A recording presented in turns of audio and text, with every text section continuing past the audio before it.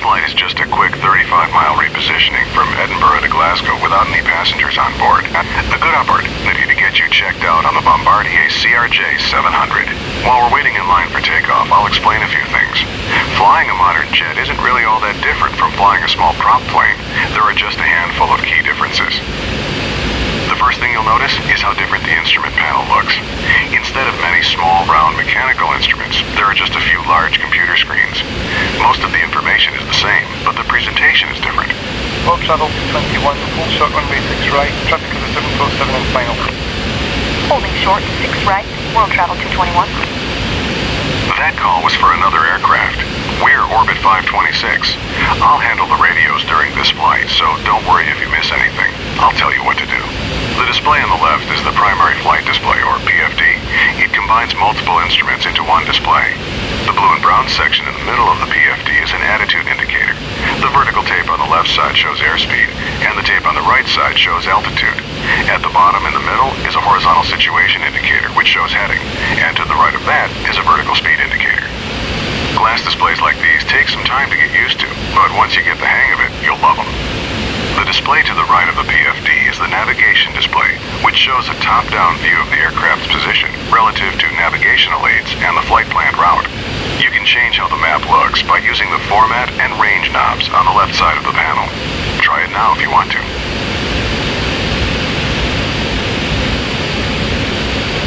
Okay, the third display is the Engine Indication and Crew Alerting System, or ICAS.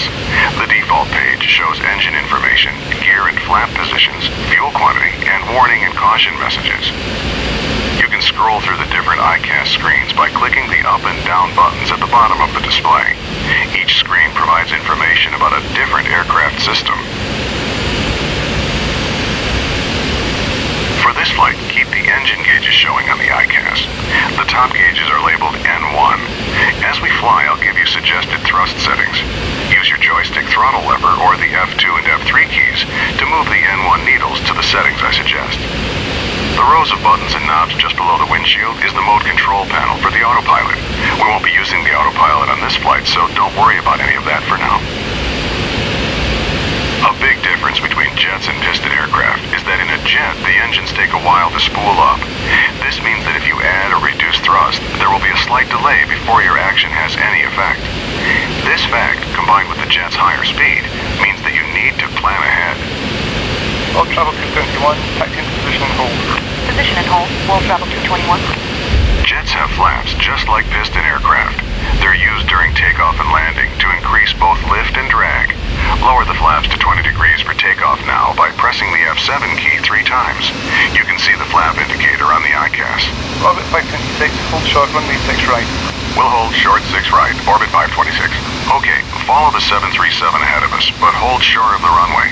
Release the brakes by pressing the period key and apply some thrust to get us going.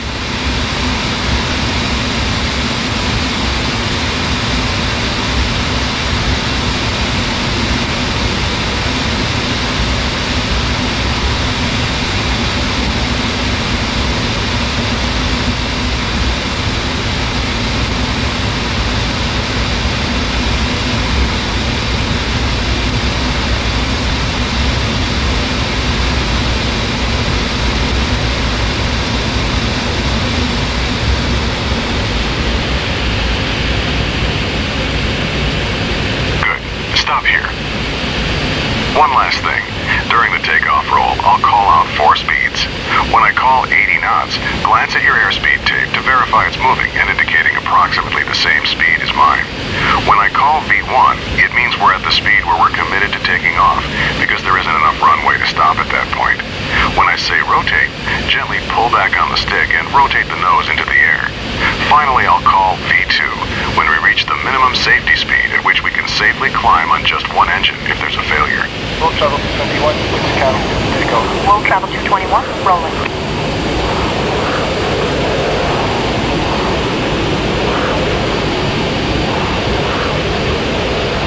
Orbit 526, taxi into position and hold. Position and hold, orbit 526. Okay, we're cleared to taxi onto the runway, but not to take off yet. Taxi ahead and turn right onto the runway. Stop once you're on the runway and lined up with the center line.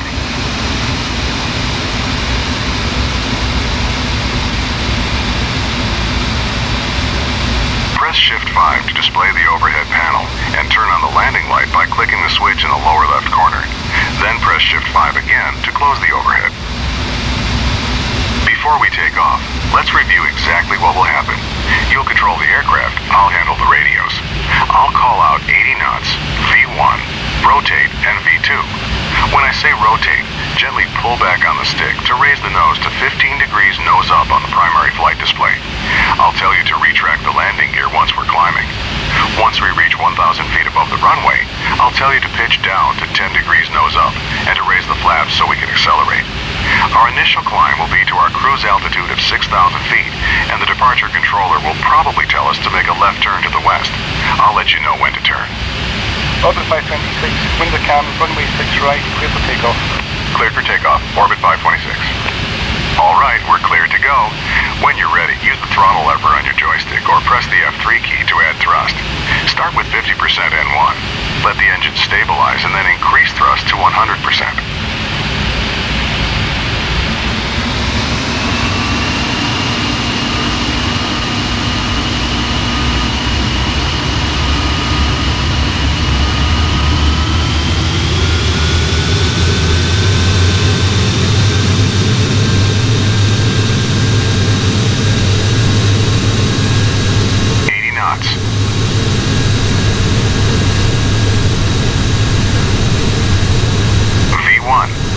Rotate. Slowly pitch up to 15 degrees. V2. Positive rate, gear up. Raise the landing gear by pressing the G key.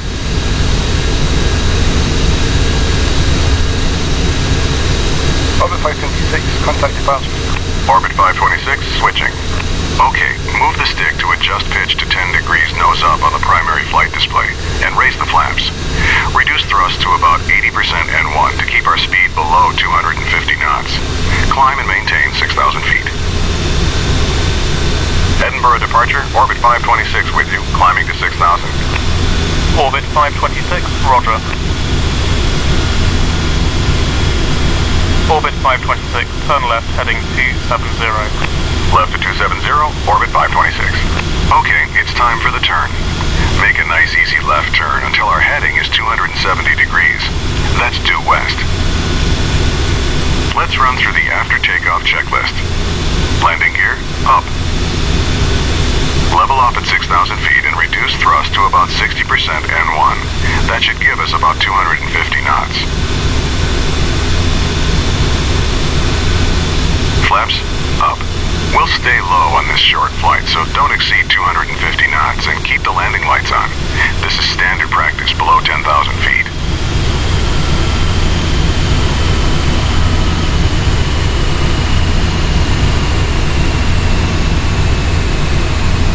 Thrust set to 80% N1 for the climb.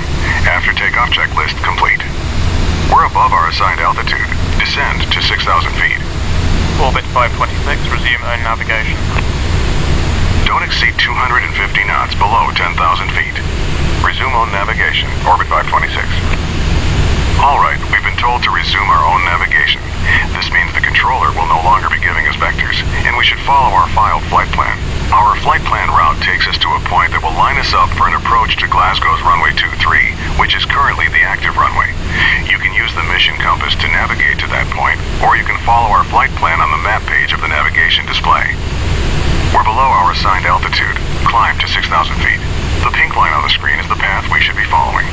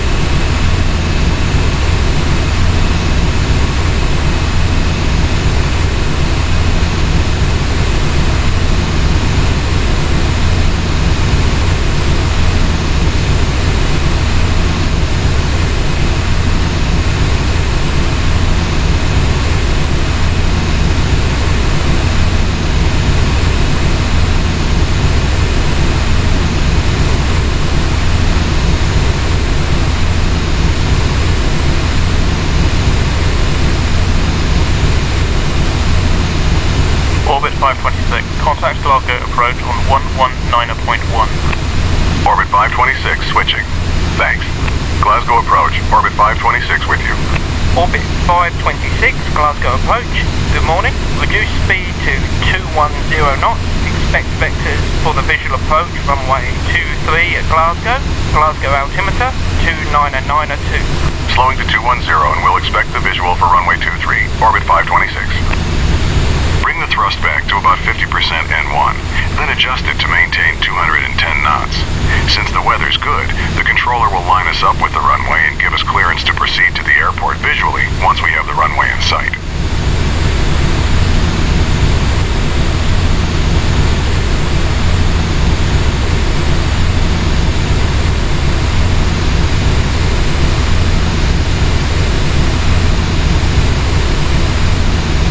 Orbit 526, descend and maintain 3000. Descend and maintain 3000, Orbit 526. Okay, we've got clearance to descend to 3,000 feet. Reduce thrust to idle and gently push forward on the stick to take us down. Pitch to about 7 degrees nose down to maintain 210 knots as we descend.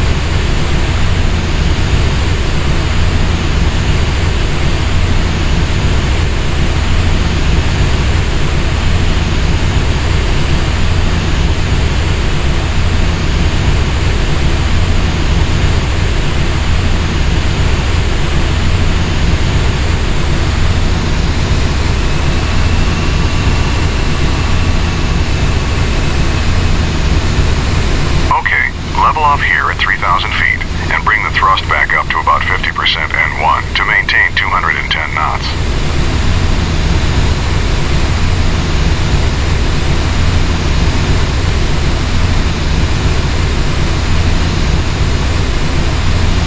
Orbit 526, reduce speed to 180 knots. Slowing to 180, Orbit 526. Okay, now reduce thrust a bit to slow to 180 knots. Pull back on the stick a bit to keep the nose from dropping. Maintain 3,000 feet as you slow down.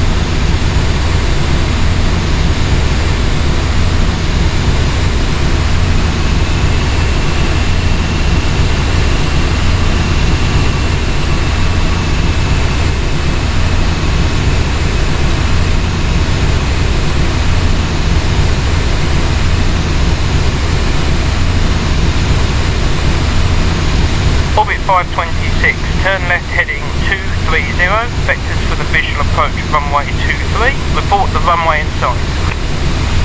Left to 230, looking for the runway, Orbit 526.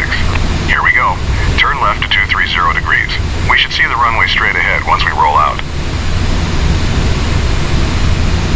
Okay, I see the runway. Approach Orbit 526 has the runway in sight. Orbit 526, cleared visual approach, runway 23. Cleared for the visual, Orbit 526. Reduce thrust to idle and begin descending towards the runway. Lower the landing gear by pressing G and lower full flaps as we slow down. Press F7 3 times. In a large aircraft like this, the speed you land at changes depending on how heavy you are. At our current weight, our final approach speed will be 130 knots. Adjust thrust to maintain 130 knots as we descend toward the runway.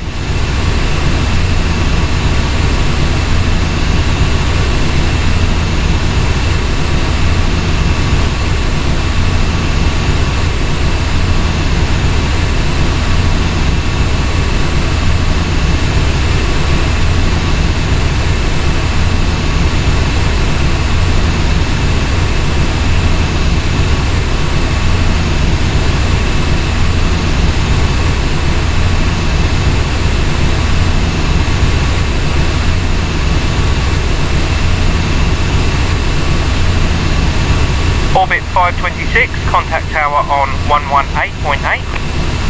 Switching to tower now, Orbit 526. Thanks. Glasgow Tower, Orbit 526 with you on the visual approach for runway 23. Orbit 526, Glasgow Tower, you're number 1. Clear to land runway 23. Windcom. Clear to land, Orbit 526. We're cleared to land, so let's run through the before landing checklist. It's a short one. Landing gear, down. Flaps set to 45 degrees. Landing checklist complete. Continue descending. Once we're about 50 feet over the runway, reduce thrust to idle and pull back on the stick slightly to touch down on the main wheels first. Then slowly lower the nose.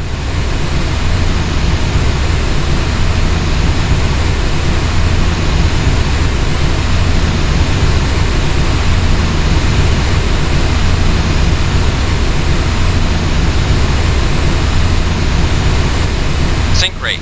Press F7 twice to lower the flaps to 8 degrees. The flaps will slow us down, so bring the thrust back up to about 60% N1, so we maintain 180 knots. Sync rate.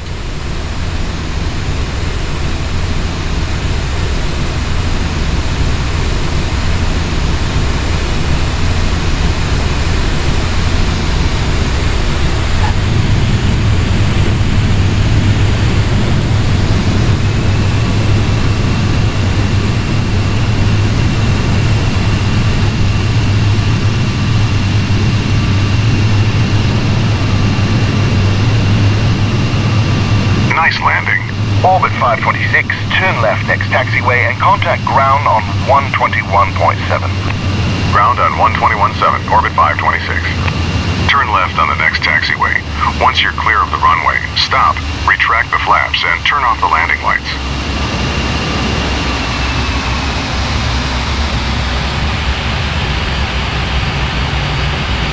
Glasgow ground, Orbit 526, clear of 23. Orbit 526, taxi to the gate. Follow the 737 on the taxiway all the way to the rock. We'll follow the 37, Orbit 526. Okay, just follow that 737 on the taxiway. He's going to the same ramp, just a different gate.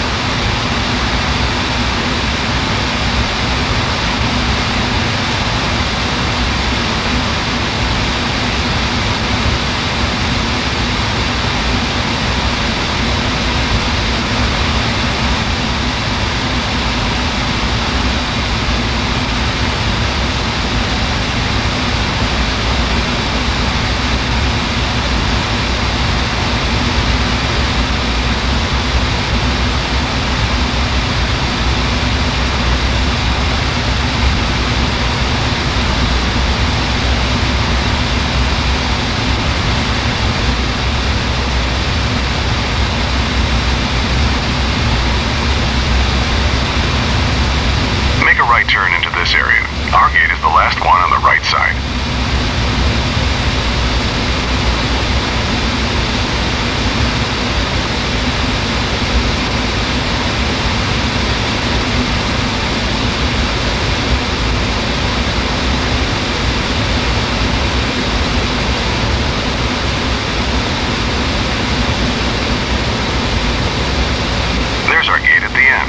Pull up to the jetway and stop.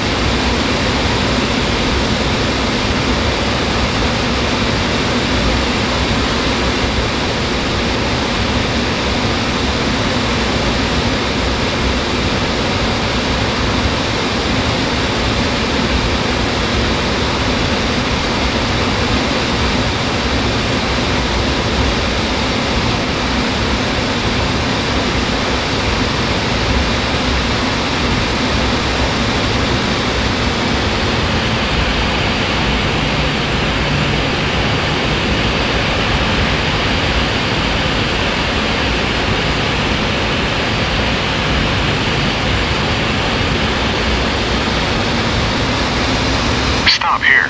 Excellent job.